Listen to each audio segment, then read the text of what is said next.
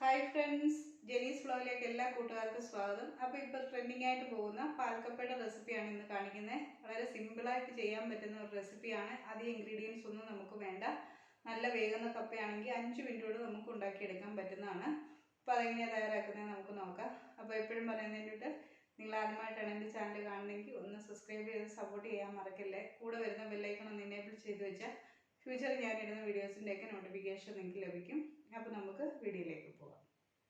ഇപ്പോൾ ഞാനിവിടെ 1 കിലോ കപ്പ എടുത്തിട്ടുണ്ട്. അപ്പോൾ ഇതിന് തൊലിയെല്ലാം പൊളിച്ച് ചെറുതായിട്ട് കൊത്തിയെടുക്കണം. കൊത്തിയെടുത്തതിന് ശേഷം നന്നായിട്ടൊന്ന് കഴുകിയെടുക്കാം. അപ്പോൾ നമ്മളിവിടെ 1 കിലോ കപ്പ എടുത്തെന്ന് പറഞ്ഞാലും ഇതിപ്പോൾ ക്ലീൻ ചെയ്തൊക്കെ വരുമ്പം ഒരു 1/2 കിലോ തൊട്ട് ഒരു 3/4 കിലോ ഒക്കെ നമുക്ക് കിട്ടുകയുള്ളൂ. അപ്പോൾ ആദ്യം ഈ കപ്പയൊന്ന് ക്ലീൻ ചെയ്തെടുക്കാം. കപ്പ പൊളിച്ച് കൊത്തി കഴുകി എടുത്തിട്ടുണ്ട്. ഇനി ഇത് അടുപ്പിലേക്ക് വെച്ചൊന്ന് വേവിച്ചെടുക്കാം. അതിനുവേണ്ടി ഇത് അടുപ്പിലേക്ക് വെച്ച് കൊടുക്കുകയാണ്. ഇതിന് നമുക്കൊരു 50-60% നമുക്ക് കപ്പ വെന്ത് കിട്ടിയാൽ മതി. നല്ല വേകുന്ന കപ്പ നോക്കി എടുക്കുകയും ചെയ്യണം. ഇനി നമുക്കിതൊന്ന് മൂടി വെച്ച് വേവിച്ചെടുക്കാം. പിന്നെ ഇപ്പം ഉപ്പ് ചേർത്ത് കൊടുത്താൽ കുഴപ്പമൊന്നുമില്ല. ഞാൻ പക്ഷേ വെള്ളം ഊറ്റി കളഞ്ഞതിന് ശേഷമാണ് ഉപ്പ് ചേർത്ത് കൊടുക്കുന്നത്. ഇപ്പോൾ ചേർത്ത് കൊടുത്താലും കുഴപ്പമൊന്നുമില്ല. അപ്പോൾ ഇതൊരു പകുതി വേകുന്നിടം വരെ നമുക്കൊന്ന് വെയിറ്റ് ചെയ്യാം. കപ്പ ഇവിടെ വേകുന്ന സമയത്തിന് കുറച്ച് ചതച്ചെടുക്കാനുണ്ട്. ഒരു 3 പച്ചമുളകും ഒരു 4-5 അല്ലി ചെറിയ ഉള്ളി, ഒരു 4 അല്ലി വെളുത്തുള്ളി എടുത്തിട്ടുണ്ട്. ഇതിൻ്റെ കൂടെ ജീരകം, നല്ല ജീരകം വേണമെന്നുണ്ടെങ്കിൽ അതും ചേർക്കാം. ഞാനിപ്പോൾ ചേർക്കുന്നില്ല. ഇത് നമുക്കിതൊന്ന് ചതച്ചെടുക്കണം. ഒന്നുകിൽ മിക്സിക്കകത്തിലിട്ടൊന്ന് ക്രഷ് ചെയ്തെടുക്കുക, അല്ലെങ്കിൽ ഇതുപോലെ കല്ലിലിട്ടൊന്ന് ചതച്ചെടുക്കുക. ഇങ്ങനെ കല്ലിലിട്ട് ചതച്ചെടുക്കുന്നതായിരിക്കും നല്ലത്, അല്ലെങ്കിൽ അതങ്ങ് അരഞ്ഞു പോകും. അപ്പോൾ നമുക്കിത് ഇതിലേക്കിട്ടൊന്ന് ചതച്ചെടുക്കാം.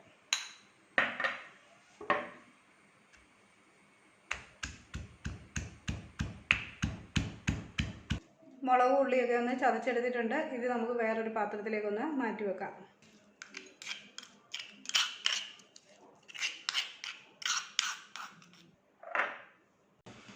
ഇപ്പം നമ്മുടെ കപ്പ ഒരു 60-65% വെന്തിട്ടുണ്ട്. ഇനി നമ്മുടെ തേങ്ങാപ്പാൽ കിടന്നതിൽ കുറച്ചുകൂടെ വേഗം. അപ്പോൾ നമുക്കിതൊന്ന് ഊറ്റിയെടുക്കാം.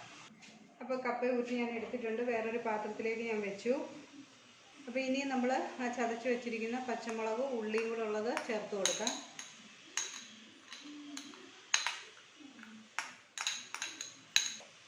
ആവശ്യത്തിന് ഉപ്പൂടെ ചേർത്ത് കൊടുക്കാം.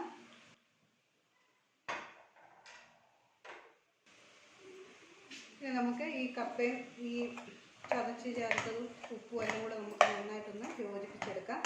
കുറച്ച് കപ്പ നന്നായിട്ടൊന്ന് ഉടയുകയും കുറച്ച് കപ്പ ഉടയാതെ കിടക്കുകയും ചെയ്യുന്ന രീതിയിലേക്കൊന്ന് മിക്സ് ചെയ്തെടുക്കാം.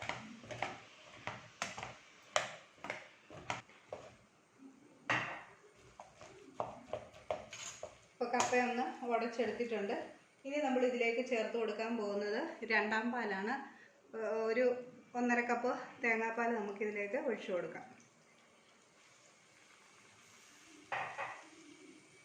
ഇനി തേങ്ങാപ്പാലിൽ കിടന്ന് നന്നായിട്ട് ഇതൊന്ന് മിക്സ് ചെയ്യുകയും വേകുകയും കൂടെ വേണം. ബാക്കി കുറച്ച് കപ്പ വേകാനുണ്ടല്ലോ. അപ്പോൾ ഈ തേങ്ങാപ്പാലിൽ കിടന്ന് ഈ കപ്പ ഒന്നുകൂടെ ഒന്ന് നന്നായിട്ടൊന്ന് വേകട്ടെ. ഇപ്പം 2ാം പാലിൽ കിടന്ന് നമ്മുടെ കപ്പ നന്നായിട്ട് മിക്സ് ആയിട്ടുണ്ട്. ഇനി നമുക്ക് 1ാം പാലൂടെ ഒരു 1/2 കപ്പ് പാലൂടെ ചേർത്ത് ഒന്ന് ഇളക്കി എടുക്കാം.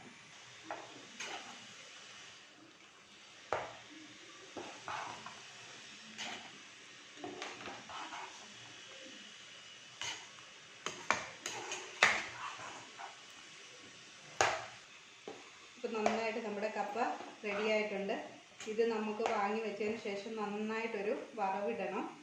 അപ്പോൾ ഇനി നമുക്കിതിലേക്ക് കടുക് താളിച്ചൊഴിക്കുകയാണ്. അപ്പോൾ ഇത് നമുക്ക് വാങ്ങി വെക്കാം. കടുക് പൊട്ടിക്കാൻ നമുക്ക് എണ്ണ ഒഴിച്ചു കൊടുക്കാം. വെളിച്ചെണ്ണ തന്നെ ഒഴിച്ചു കൊടുക്കണം. എണ്ണ ഒന്ന് ചൂടായി കഴിയുമ്പോൾ നമുക്ക് കടുക് ചേർത്ത് കൊടുക്കാം.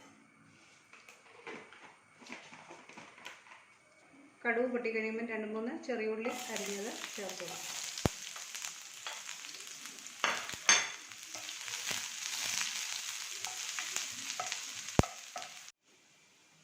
ഉള്ളി ഒന്ന് ഫ്രൈ ആകാൻ തുടങ്ങുമ്പോൾ വറ്റൽമുളകും കറിവേപ്പില ഇട്ട് ഒന്ന് ചൂടാക്കിയതിന് ശേഷം നമുക്ക് തീ ഓഫ് ചെയ്ത് കൊടുക്കാം.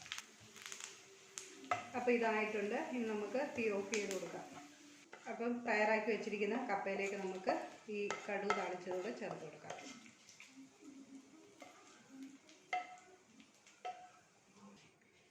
അപ്പോൾ ഇനി നന്നായിട്ട് ഇത് വെച്ചൊന്ന് ഇളക്കി കൊടുക്കാം.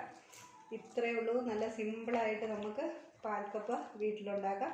ഇപ്പം നല്ല ട്രെൻഡിങ് ആയിട്ട് റെസ്റ്റോറൻറ്റിലൊക്കെ പോകുന്ന ഒരു ഐറ്റമാണ്. സിമ്പിളായിട്ട് നമുക്ക് വീട്ടിൽ തയ്യാറാക്കി നോക്കാവുന്നതേ ഉള്ളൂ. ഇതിനൊപ്പം നല്ല മീൻകറി കൂട്ടി കഴിക്കാനൊക്കെ നല്ല ടേസ്റ്റാണ്. ഞാനിവിടെ മത്തിക്കറി കൂട്ടിയാണ് കഴിക്കാൻ ഉദ്ദേശിക്കുന്നത്. ഇപ്പം ഞാനിത് ചൂടോടുകൂടി തന്നെ ഒരു വാഴയില വെച്ച് അതിലേക്കാണ് സെർവ് ചെയ്യാൻ വേണ്ടി വിളമ്പി വെക്കുന്നത്. അപ്പോൾ എല്ലാവരും ഒന്ന് ട്രൈ ചെയ്ത് നോക്കുക. അപ്പോൾ ഈ വീഡിയോ ഇഷ്ടമാവുകയാണെന്നുണ്ടെങ്കിൽ ഒന്ന് ലൈക്ക് ചെയ്യാനും ഷെയർ ചെയ്യാനും മറക്കല്ലേ. ചാനൽ നിങ്ങൾ ആദ്യമായിട്ടാണ് കാണുന്നതെങ്കിൽ ഒന്ന് സബ്സ്ക്രൈബ് ചെയ്ത് സപ്പോർട്ട് ചെയ്യുക. കൂടെ വരുന്ന ബെല്ലൈക്കൺ ഒന്ന് എനേബിൾ ചെയ്ത് വെച്ചാൽ ഫ്യൂച്ചറിൽ ഞാനിടുന്ന വീഡിയോസിൻ്റെയൊക്കെ നോട്ടിഫിക്കേഷൻ നിങ്ങൾക്ക് ലഭിക്കും. അപ്പോൾ നമുക്ക് മറ്റൊരു വീഡിയോയുമായി കാണും വരെ എല്ലാവർക്കും ഒരു നല്ല ദിവസം ആശംസിക്കുന്നു. Thank you.